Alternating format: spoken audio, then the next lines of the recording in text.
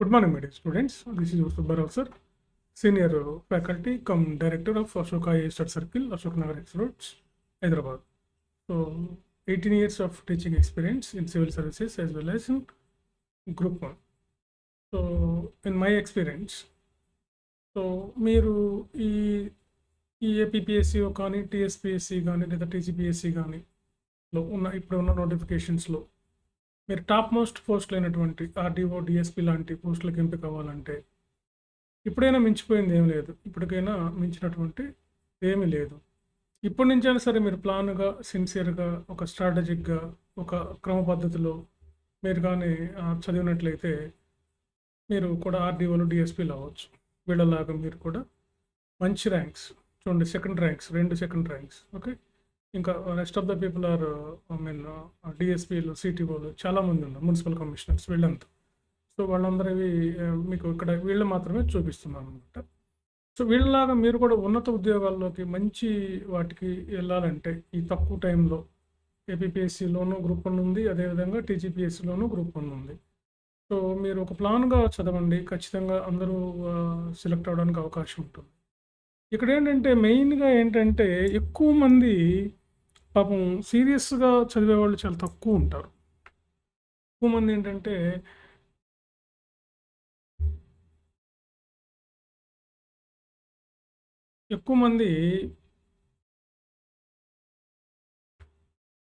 అంత సీరియస్గా ఉండకపోవచ్చు. ఈ 30,000 మందిలో ఇక్కడ ఏపీలో తీసినటువంటి వాళ్ళల్లోనూ, అక్కడ ఒక తీసినటువంటి మెయిన్స్కి ఎంపిక చేసినటువంటి వాళ్ళలోనూ. సో మీరేంటంటే ఒక ప్లాన్ ప్రకారం ఇప్పుడు ఎక్కువగా రివిజన్ చేయండి, బాగా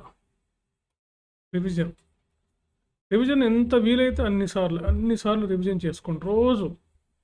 ఆల్మోస్ట్ ఆల్ మీరు ఒక రోజుకి 4 సబ్జెక్టులు మినిమం కవర్ చేయాలి. మినిమం 4 సబ్జెక్ట్స్ని మీరు ఏదో ఒక విధంగా రివిజన్ చేయటం. ఒక 3 సబ్జెక్ట్స్ని అట్లీస్ట్ రైటింగ్ ప్రాక్టీస్కి పెట్టుకోండి. 3 సబ్జెక్ట్స్, ఏదో ఒక 3 వాటికి సంబంధించినటువంటి క్వశ్చన్ టు ఆన్సర్ రాసే విధంగా మీరు రెడీ అయిపోవాలి. రాయడం, మళ్ళీ రివిజన్ చేయడం, ఇలా చేయండి. ఇప్పుడు టీజీపీఎస్సీలో అయితే మనకి 200 వర్డ్స్ వరకు రాయొచ్చు అన్నారు. 200 వర్డ్స్ అంటే మనకి 2 పేజెస్ నుంచి 3 పేజెస్ వరకు రాయొచ్చు మీరు దగ్గరగా 3 పేజెస్ అని వాళ్ళు కూడా అంటున్నారు. సో కాబట్టి ఆన్సర్ కొంచెం ఎక్కువే రాయాల్సి ఉంటుంది అనమాట. సో కాబట్టి రివిజన్ బాగా పడితేనే మీరు ఎక్కువగా ప్రజెంట్ చేయగలుగుతారు. సో రివిజన్ తర్వాత మీరు చేయాల్సిన రెండో పని ఏంటంటే రైటింగ్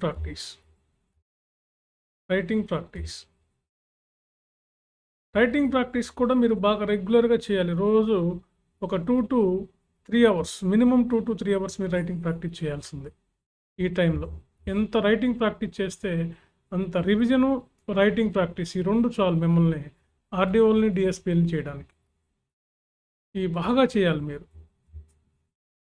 మూడవది ఏం చేస్తారంటే మీరు ఇప్పుడు ఇంపార్టెంట్ ఏరియాస్ అన్ని మీద బాగా ఫోకస్ చేయండి, మెయిన్ ఇంపార్టెంట్ ఏరియాస్ మీద. అన్ఇంపార్టెంట్ ఏరియాస్లో టైం ఉన్నప్పుడు దాని మీద ఫోకస్ చేయండి. ఇంపార్టెంట్ ఏరియాస్లో సిలబస్ తీసుకొని ఏ టాపిక్ ఇంపార్టెంట్ ఉంది, దాని మీద ఎలాంటి క్వశ్చన్స్ అడగచ్చు, మీరే ఒక అసెస్ చేసుకోండి. మీరే ఒక ఊహించుకోండి ఎలాంటి క్వశ్చన్స్ రావచ్చు, దానికి రిలవెంట్ క్వశ్చన్స్ ఎలా రావచ్చు అని ఊహించండి. ఫర్ ఎగ్జాంపుల్ ఇప్పుడు మనం అగ్రికల్చరే తీసుకుందాం అనుకోండి.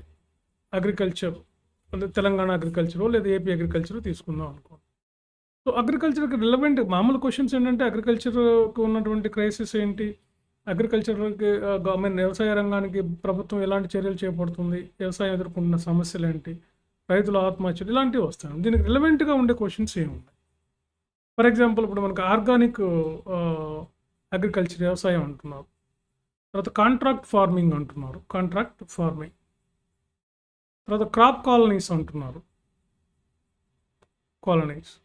తర్వాత వ్యవసాయానికి నూతన పెట్టుబడులు అంటున్నారు. వ్యవసాయ పెట్టుబడులు ఏంటి, నూతన వ్యవసాయ విధానాలు ఏంటి, రాష్ట్ర ప్రభుత్వాలు ఎలా తీసుకున్నాయి. అంటే ఇండియన్ అగ్రికల్చర్లో మనకి ఏపీలో ఉంది కానీ తెలంగాణలో ఇండియన్ అగ్రికల్చర్ లేదు కాబట్టి స్టేట్ అగ్రికల్చర్లో ఉంది. ఇలాంటి క్వశ్చన్స్, ఇట్లా రిలవెంట్ క్వశ్చన్స్ అన్నమాట. ఇవి ఎలా వస్తాయో మీరే ఊహించండి.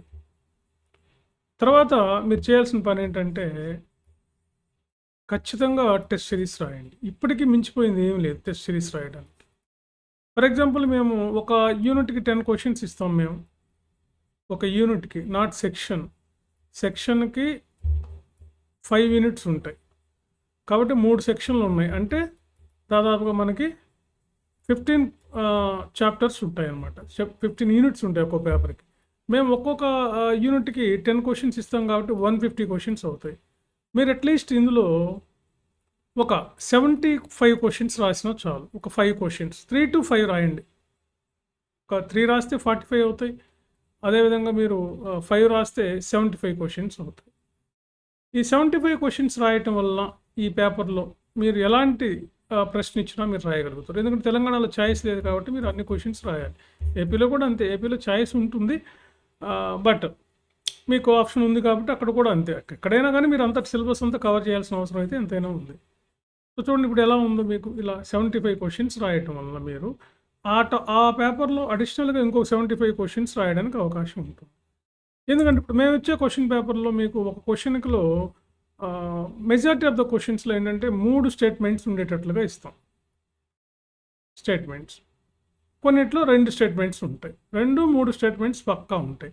అంటే ఈ 3 స్టేట్మెంట్స్ 3 క్వశ్చన్ల లాగా మనం భావించవచ్చు. ఈ 2 స్టేట్మెంట్లు 2 క్వశ్చన్ల లాగా భావించవచ్చు. అంటే ఒక క్వశ్చన్ రాయటం వల్ల మీరు ఇక్కడ ఆల్రెడీ 3 క్వశ్చన్లు కవర్ అయిపోతున్నాయి. మీకు 2 స్టేట్మెంట్స్ రాయడం వల్ల 2 క్వశ్చన్లు, అంటే మీరు 75 రాశారనుకోండి, 75లో ఒక 50 క్వశ్చన్స్ 3 స్టేట్మెంట్స్ ఉంటాయి కాబట్టి 150 క్వశ్చన్లు అవుతున్నాయి అక్కడ. సో ఇలా మీకు ఏ క్వశ్చన్ వచ్చినా, మీరు ఎలాంటి క్వశ్చన్ వచ్చినా మీరు ఆన్సర్ చేయడానికి అవకాశం ఉంటుందన్నమాట.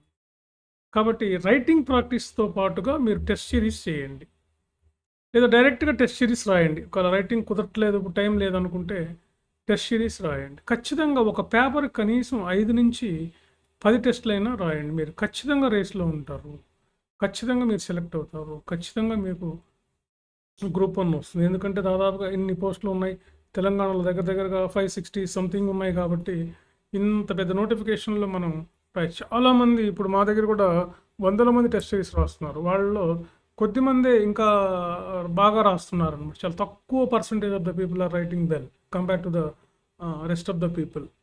So that limited people are writing well.